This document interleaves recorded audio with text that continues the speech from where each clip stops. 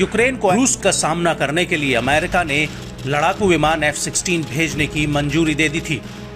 ये fighter jet Netherlands और Denmark से यूक्रेन भेजे जाएंगे और F-16 मांगने के लिए यूक्रेन के राष्ट्रपति वोलोदिमीर ज़ेलेंस्की नीदरलैंड और डेनमार्क की यात्रा पर भी गए थे। हालांकि उनकी यात्रा के दौरान ही यूक्रेन को F-16 दिए जाने की घोषणा हो गई थी और F-16 मिलने के बाद यूक्रेन को ऐसा लगता है कि वो अपने हवाई क्षेत्र में रूसी सेना के हमलों को नाकाम कर पाएगा, क्योंकि ये लड़ाकू विमान हमला करने और रक्षात्मक दोनों उद्देश्य के लिए इस्तेमाल किए जा सकते हैं। लेकिन अब ऐसा लग रहा है कि यूक्रेन को F-16 लड़ाकू विमान इतनी जल्दी नहीं मिलने वाले जितना कि वो सोच रहा था, क्योंकि डेनमार्क और नीदरलैंड ने यूक्रेनी पायलट्स को F-16 चलाने की ट्रेनिंग देने का वादा किया था और इस ट्रेनिंग प्रोग्राम में कई बार देरी हो चुकी है और इसी वजह से यूक्रेनी पायलट्स अगली गर्मियों तक F-16 नहीं उड़ा पाएंगे, क्योंकि यूक्रेन के ऐसे बेहद ही कम पायलट हैं जिन्हें अंग्रेजी भाषा आती है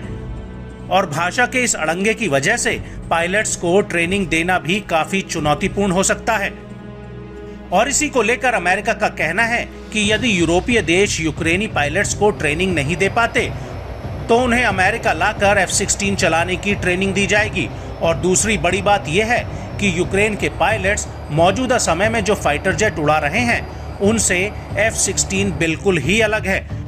क्योंकि F-16 में बेहद ही एडवांस फीचर और टेक्नोलॉजी इस्तेमाल की गई है। ज़ेलेंस्की को F-16 मिलने में दूसरी सबसे बड़ी अड़चन यह है कि आने वाले दिनों में अमेरिका और यूरोप में चुनाव होने वाले हैं और ज़ेलेंस्की को यह डर सता रहा है कि अगर चुनाव में वर्तमान सत्ता की वापसी नहीं होती है तो उसको F-16 मिलने का ख्वाब कहीं ख्वाब ही बनकर न रह जाए।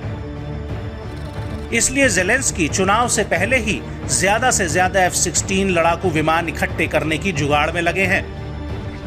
आपको बता दें कि यूक्रेनी पायलट्स की ट्रेनिंग का प्रोग्राम यूरोपीय देश रोमानिया में अगस्त 2023 के आखिरी में शुरू होना था,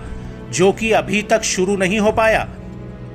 अटलांटिक काउंसिल की एक रिपोर्ट के मुताबिक यूक्रेन के 8 ऐसे पायलट्स हैं जिन्हें फर्राटेदार अंग्रेजी आती है, जो ट्रेनिंग के लिए तैयार हैं और अन्य 20 पायलट्स की ट्रेनिंग से पहले उन्हें इंग्लिश लैंग्वेज का कोर्स कराया जाएगा। वहीं अमेरिका का कहना है कि वो यूक्रेनी पायलट्स की ट्रेनिंग टेक्सास और एरिजोना के एयरबेस पर कराएगा, जो सितंबर में शुरू होगी और ऐसा माना जा रहा है कि इस ट्रेनिंग में 4 महीने से ज्यादा का समय लग सकता है। इसके अलावा यूक्रेनी पायलट्स को अंग्रेजी सिखाने में भी इससे ज्यादा का समय लगेगा, जिससे वो F-16 उड़ाने के लिए ट्रेनिंग मैनुअल को समझ पाएंगे, जो कि अंग्रेजी में होगा। इसके अलावा एयर ट्रैफिक कंट्रोल से बात करने के लिए भी यूक्रेनी पायलट्स को फर्राटेदार अंग्रेजी सीखनी होगी।